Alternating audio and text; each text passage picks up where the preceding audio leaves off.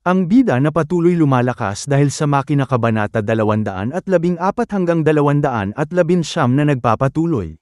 Darating sina Long Suwan sa loob ng kalahating oras baka hindi niya na sila abutan ng buhay, nagbigay si system ng bagong misyon iligtas daw nito ang mga netizen 100 cash puntos at 5 pagiging sikat 12 na katao sila pagkalipas ng 10 minuto. Sa warehouse kasalukuyan nakikipagbakbakan ng mga gwardya sa mga aswang hindi nila alam na pasok na sila sa likod ng mga asong ulol kakagatin na nito si teacher buti na lang dumating ang ating bida at nagpakitang gilas sa 3 teacher laglag panty tuloy sila. Ginamit sabay-sabay ni Liu Ping ang octopus na kamay na may laser beam patay lahat ng asong aswang, na in love tuloy sa kanya si teacher ang octopus na kamay ay di gaano kalakas kumpara sa laser beam hindi na rin siya nalolobat. Pero hindi niya ito magagamit ng matagal. Lumusab na naman ang mga asong aswang kaso agad silang pinadala ni Liu Ping sa kabilang mundo. Nagpakitang gilas siya nilabas niya ang patalim mula sa kanyang palad kaya kinilig na naman si teacher sinabi ni Saitama na magaling daw at napaghahalataan si teacher. Lalo pang sumobra ang kayabangan ng ating bida ginamitan niya ng teknik ni Isaac Netero ang mahihinang asong aswang. Napahanga na naman sa kanya ang mga teacher kasama na ang mga gwardya halimaw daw ang ating bida hindi ito tao napakalakas nito. Nagkakaroon na ng lamit yung pintuan makakapasok na ang mga aswang sa labas. Nagsabi si Liu Ping na buksan daw ang pinto dahil mayabang siya gusto niyang magpasikat sa mga ito. Sinunod nila ito bumukas ang pinto at dumagsa ang maraming aswang sa loob. Natatakot na yung mga gwardya dahil napasok na sila sabay nilabas ni Liu Ping ang pulang diamond regalo sa kanya ni Auntie Lee. Ipinasok niya ito sa kanyang bulsa sabay umilo ang buong katawan niya na parang Christmas light. Binugahan niya sila ng napakalakas na bijuda man ng 10 tail sa Naruto. Humanga na naman sa kanya si teacher wala itong masabi, sinabi ni Liu Ping na aalis na daw sila sumakay na sila sa sasakyan. At ang ating bida ang bahala sa lahat ng aswang na humaharang sa kanila pinaulanan niya ito ng fireballs ni Salamander, sinabihan nila si Liu Ping kung kaya niya pa ito dahil marami pang aswang ang nakaharang sa kanila wag daw silang mag-alala dahil may backup siya si Valkyrie, nagsimula na silang ratratin ni Valkyrie, napakapit na lang ang ating bida sa sasakyan baka tamaan siya ng mga ligaw na bala ni Valkyrie. Sa di kalayuan may nanunood din sa kanila isang madre gwapo daw ang ating bida. Sa kabilang banda naman ang rescue team si Long Suwan at mga gwardya pinaliguan ng bala ang mga aswang nagmamadali sila dahil may ilailigtas pa sila. Hindi daw nila maliligtas ito dahil napakaraming aswang wala sa ayos ang nag-utos sa kanila.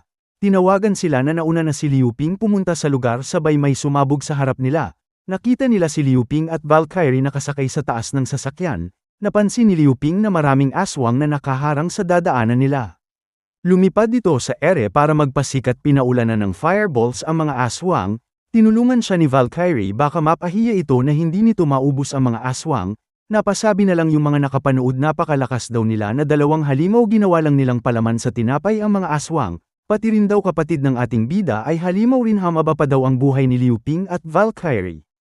Nagkakaroon ng pambihirang pagtaas ng lakas ng ating bida dahil sa hinahangan siya ng mga atabs niya siya daw ang nag-iisang pet malosak alam na pinuno nila, hinangahan din si Valkyrie ng mga gwardya idol daw nila ito, parang sinadya daw ang paglusob sa bahay ni Lolo kagagawan daw ito ng samahan ng mga relihiyoso sila ang komo-control sa mga aswang.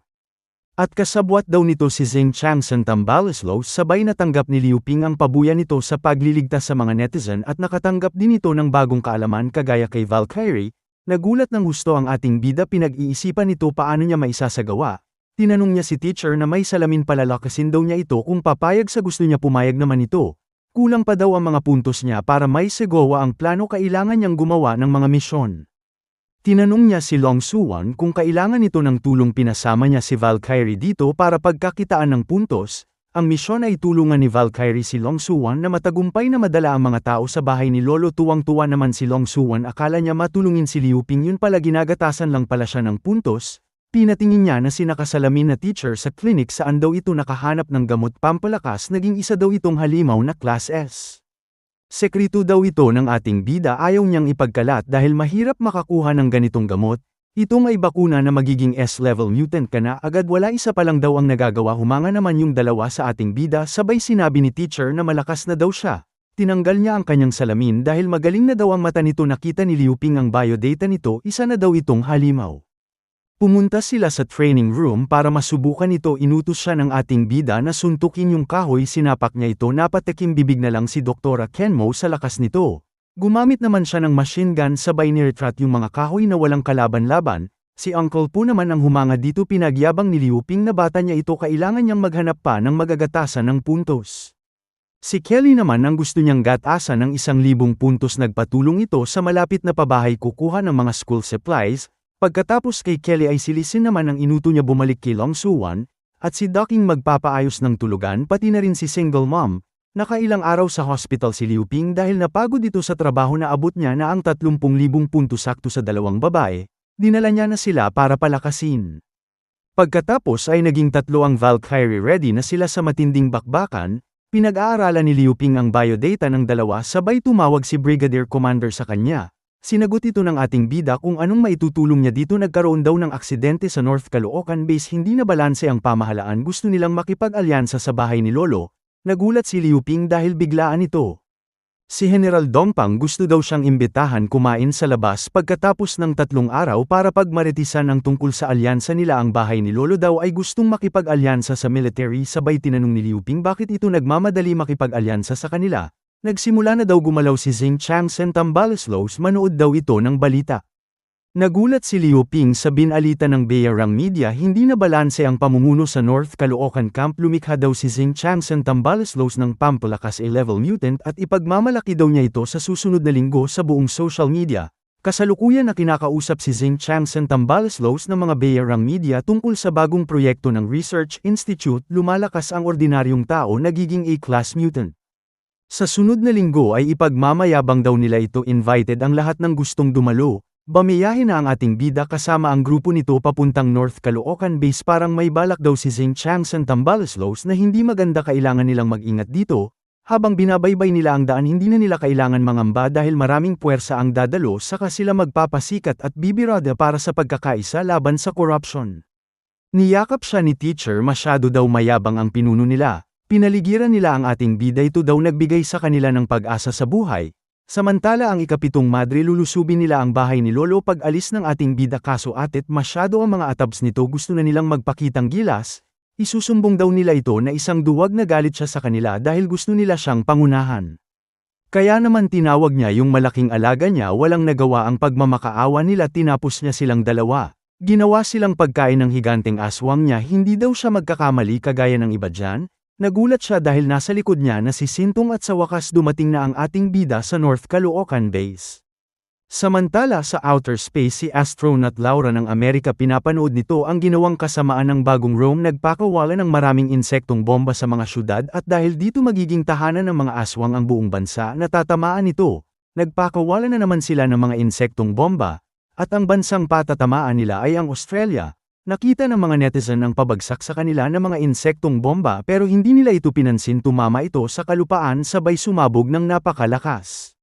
Nasaksihan ni Laura ang pagbagsak ng buong Australia. Ang mga netizen ay humihingi ng saklolo habang kinakain ng mga insektong ang lahat ng bakal na makita nila, at ang susunod na titirahin nila ay ang China, at mangyayari ito pagkatapos ng 1 buwan.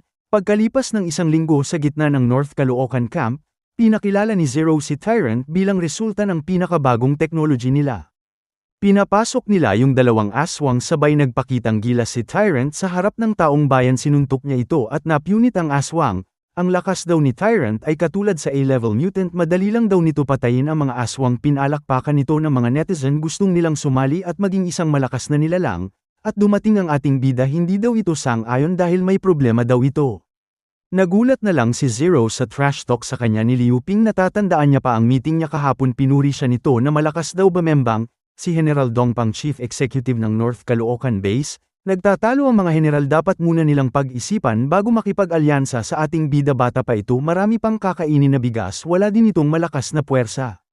Sinabi ni General Dongpang na wasak na ang Australia at naging tirahan na ito ng mga aswang, at si Xing Changsen Tambaloslos naman ay gumawa ng maraming bakuna pampalakas para masira ang balanse ng North Caloocan Base dahil gusto nitong maging presidente, kaya naisip ng military makipag-alyansa sa bahay ni Lolo. Ang Military at Mutant Association, may 2 SS level mutant sila. At ang kalaban nila ay Subway Clan, samahan ng mga relihiyoso, mga salbahing tao, at ang Research Institute, may 4 na SS level mutant sila. Gustong sumabat ni Liu Ping sa usapan, ang mga salbahing tao ay tinapos niya na samantala ang ibang mataas na opisyal ng Subway Clan ay kakampi niya may 2 SS level sa bahay ni Lolo si Liu Ping at Valkyrie. Nagulat sa kanya ang lahat ng mga general ng military. At dito nagtatapos ang Kabanata 214 hanggang 219 na maraming salamat po sa panunood niyo mag-subscribe para laging updated sa buhay ni Liu Ping.